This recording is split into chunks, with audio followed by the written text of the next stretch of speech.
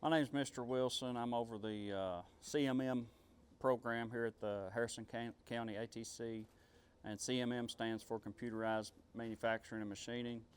It's basically a machine shop class. So what it involves is the skill set of using machinery, computerized machines to produce parts, and the parts that we produce are everywhere around you. You know, everything that you use on a daily basis starts in a machine shop. So it's a high demand career possibilities through this program, and of course, as a teacher, I can help you get placed into a position, a job outside of school, beyond your high school career. So I can about get a job about anywhere, and if you learn how to use all these machines, then yeah, you can probably get about a job about everywhere. Classes that are available, we have 3D printing, just like what's behind us here. We have machine tool A and B, which is basically the manual machinery, drill presses, grinders, saws, stuff like that. We also have the computerized classes, which are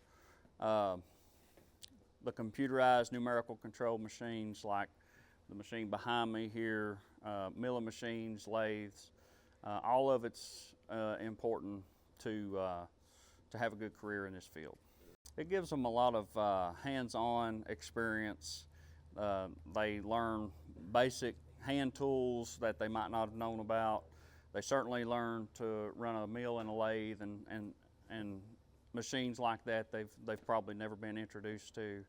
So it's definitely beneficial to them and their ability to think technically and all of that. So certifications, we use the NIM certification. That's the National Institute of Metalworking Skills.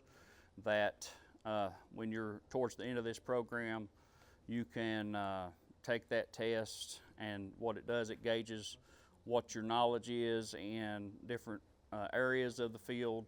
So therefore, you will have that certification that you can present with a resume and get a better job because of it. You get a college credit, I think a science or math, and art credit. It's introducing them to hands-on skills.